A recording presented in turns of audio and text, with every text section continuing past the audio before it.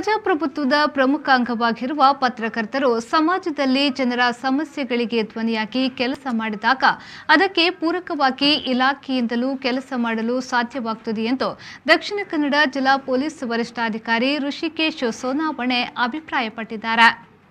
ಮಂಗಳೂರಿನ lady ಹಿಲ್ನಲ್ಲಿರುವ press ಕ್ಲಬ್ನಲ್ಲಿ Dakshina Kannada ಜಿಲ್ಲಾ ಕಾರ್ಯನಿರತ ಪತ್ರಕರ್ತರ ಸಂಘದ ವತಿಯಿಂದ ಮಂಗಳೂರು ಪ್ರೆಸ್ ಕ್ಲಬ್ ಹಾಗೂ ಪತ್ರಿಕಾ ಭವನ ಟ್ರಸ್ಟ್ನ ಸಹಕಾರದಲ್ಲಿ ಆಯೋಜಿಸಲಾದ ಪತ್ರಿಕಾ ದಿನಾಚರಣೆ ಹಾಗೂ ಬ್ರ್ಯಾಂಡ್ ಮಂಗಳೂರು ಪ್ರಶಸ್ತಿ ಪ್ರದಾನ ಕಾರ್ಯಕ್ರಮ ಉದ್ಘಾಟಿಸಿ ಮಾತನಾಡಿದರು.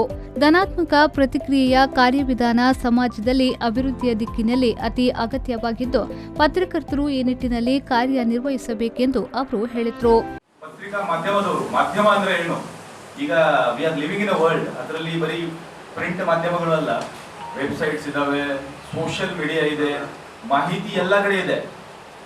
ಇನ್ಫಾರ್ಮೇಶನು ಡಿಸ್ಇನ್ಫಾರ್ಮೇಶನು ಅದರ ಬಗ್ಗೆ ಆಲೋಚನೆ ಮಾಡುವಂತ ಸದ್ಯಕ್ಕೆ ಪರಿಸ್ಥಿತಿ ಬಂದ್ಬಿಟ್ಟಿದೆ. ಅಂತ ಸಂದರ್ಭದಲ್ಲಿ ಒಂದು ಜವಾಬ್ದಾರಿಯುತ ಜರ್ನಲಿಸಂ ಮಾಡುವವರು ತುಂಬಾ ಕಡಿಮೆ.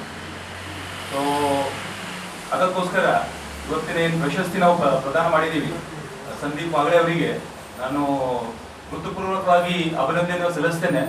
ಯಾಕೆಂದ್ರೆ ಇವರು ಹೇಳಿದಾಗೆ ಅವರು PhD ಸಹ ಮಾಡಿದ್ದಾರೆ. ಅಂದ್ರೆ ಒಂದು PhD ಮಾಡುವುದು ಸ್ವಲ್ಪ ಸಿನ್ಸಿಯರಿಟಿ ಬೇಕಪ್ಪ. ನಾನು ಒಂದು ಗ್ರಾಜುಯೇಷನ್ ಮಾಡಿದ ನಂತರ ಪೋಸ್ಟ್ ಗ್ರಾಜುಯೇಷನ್ ಮಾಡುವುದು, ಅದಾದ ನಂತರ PhD ಮಾಡುವುದು, ಇಟ್ ಟೇಕ್ಸ್ ಎಫರ್ಟ್.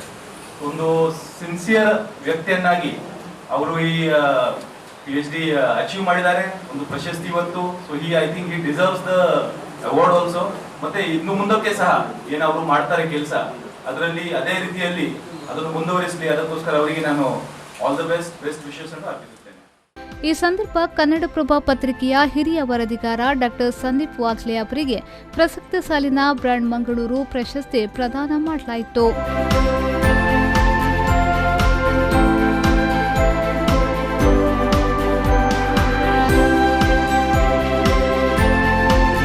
ಕೊರೋನಾದಿಂದ ಪತ್ರಿಕೋದ್ಯಮದಲ್ಲಿ 2 ವರ್ಷದಲ್ಲಿ ಭಾರಿ ಸ್ಥಿತ್ಯಂತರ. ಪತ್ರಿಕೋದ್ಯಮದಲ್ಲಿ ಮುಂದಿನ 10 ವರ್ಷಗಳಲ್ಲಿ ನಿರೀಕ್ಷಿಸಲಾಗಿದ್ದ ಸ್ಥಿತ್ಯಂತರವನ್ನ ಕೊರೋನಾದಿಂದಾಗಿ ಕಳೆದ 2 ವರ್ಷಗಳಲ್ಲಿ ಅನುಭವಿಸುವಂತಾಗಿದೆ ಎಂದು ಹಿರಿಯ ಪತ್ರಕರ್ತ ಜೋಗಿ ಅಭಿಪ್ರಾಯಿಸಿದರು.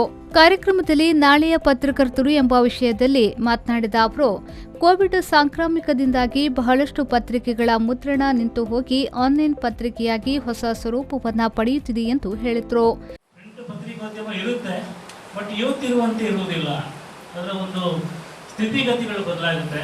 ಅದನ್ನು ನಾವು ಓದುವಂಥ ರೀತಿ ಅಥವಾ ಅದನ್ನು ಕೊಂಡುಕೊಳ್ಳುವಂಥ ರೀತಿ, ಅದನ್ನು ಮಾರಾಟ ಮಾಡುವಂಥ ರೀತಿ, ಈ ರೀತಿಯಾದ ಒಂದು ಬದಲಾವಣೆ ಅದರ ವಿನ್ಯಾಸದಲ್ಲಿ ಅಥವಾ ಅದರ ಸುದ್ದಿಯ ಹೂರಣದಲ್ಲಿ ಬದಲಾವಣೆ ಆಗದೇ ಇದ್ದರೂ ಅದು ತಲುಪುವ ರೀತಿಯಲ್ಲಿ ಬದಲಾವಣೆ ಆಗ್ಬೋದು. ಯಾಕಂದರೆ ನಾವು ಕಳೆದ 2 ವರ್ಷದಲ್ಲಿ ಬಹಳ ದುರ್ಬಲವಾದ ಸಂಗತಿಗಳನ್ನು ನೋಡಿದ್ದೀವಿ. ಪತ್ರಕರ್ತರು ನಮಗೆ ಇದ್ದಂಥ ಹಲವಾರು ಶಾಪಗಳು ಮತ್ತು ಹಲವಾರು ಅಪವಾದಗಳ ಜೊತೆಗೆ ಈ ಒಂದು ಪ್ಯಾಂಡಮಿಕ್ ಅಂತ ಹೇಳೋದು ನಮ್ಮನ್ನು ಭಾಳ ಕಂಗಾಲು ಮಾಡಿದೆ. ಅದರಲ್ಲೂ ಗ್ರಾಮೀಣ ಪತ್ರಕರ್ತರನ್ನು ಹಾಗೂ ಎಷ್ಟೋ ಪತ್ರಕರ್ತರ ಕೆಲಸ ಕಳೆಯುವ ಕೆಲಸವನ್ನು ಕೂಡ ಕೊರೋನಾ ಮಾಡಿದೆ. ಎಷ್ಟೋ ಪತ್ರಿಕೆಗಳ ಪ್ರಿಂಟ್ ನಿಂತು ಹೋಗಿ ಅದು ಕೇವಲ ಆನ್ಲೈನ್ ಅಥವಾ ಪೇಪರ್ ಆಗಿ ಉಳ್ಕೊಂಡಿದ್ದನ್ನು ನಾನು ನೋಡಿದ್ದೀನಿ. ಹೈದರಾಬಾದಿಂದ ಬರ್ತಿದ್ದ ಪತ್ರಿಕೆಯೊಂದು ಬೆಂಗಳೂರಲ್ಲಿ ಕೂಡ ಅದರ ಒಂದು ಶಾಖೆಯನ್ನು ನಡೆಸ್ತಿತ್ತು. ಬೆಂಗಳೂರಲ್ಲಿ ಕೂಡ ಪ್ರಸಾರ ನಡೆಸ್ತಾ ಇತ್ತು. ಅದು ನಿಂತೇ ಹೋಯ್ತದೆ. ನಿಂತು ಹೋಗಿ ನಿಮಗೆ ಆನ್ಲೈನ್ ಎಡಿಷನ್ ಮಾತ್ರ ಅಂತ ಹೇಳಿದರು. ಹೀಗೆ ಹಲವಾರು ಪ್ರಸಿದ್ಧ ಪತ್ರಿಕೆಗಳ ಮುದ್ರಣ ವಿಭಾಗ ಸ್ಥಗಿತಗೊಂಡು ಆನ್ಲೈನಲ್ಲಿನ ಪತ್ರಿಕೆ ಓದಿಕೊಳ್ಳಲು ಶುರುವಾಯಿತು. ಮುಖ್ಯ ಅತಿಥಿಗಳಾಗಿ ವೇದಿಕೆಯಲ್ಲಿ ವಾರ್ತಾ ಇಲಾಖೆಯ ಸಹಾಯಕ ನಿರ್ದೇಶಕರಾದ ರವಿರಾಜ್ HG, ರಾಜ್ಯ ಪತ್ರಕರ್ತರ ಸಂಘದ ಕಾರ್ಯಕಾರಿ ಸಮಿತಿಯ ಸದಸ್ಯ ಜಗನ್ನಾಥ್ ಶೆಟ್ಟಿ ಬಾಳ, ಮಂಗಳೂರು ಪ್ರೆಸ್ ಕ್ಲಬ್ ಅಧ್ಯಕ್ಷ ಅನ್ನು ಮಂಗಳೂರು, ಜಿಲ್ಲಾ ಕಾರ್ಯನಿರತ ಪತ್ರಕರ್ತರ ಸಂಘದ ಅಧ್ಯಕ್ಷ ಶ್ರೀನಿವಾಸ್ ಇಂದಾಜೆ, ಹಿರಿಯ ಪತ್ರಕರ್ತರಾದ PB ಹರೀಶ್ ರೈ, ಇಬ್ರಾಹಿಂ ಅಡ್ಕಸ್ಥಳ ಸೇರಿದಂತೆ ಮತ್ತಿತರರು ಉಪಸ್ಥಿತರಿದ್ದರು. ನಾಗೇಶ್ ಕಾವೂರು, ವಿ4 ನ್ಯೂಸ್, ಮಂಗಳೂರು.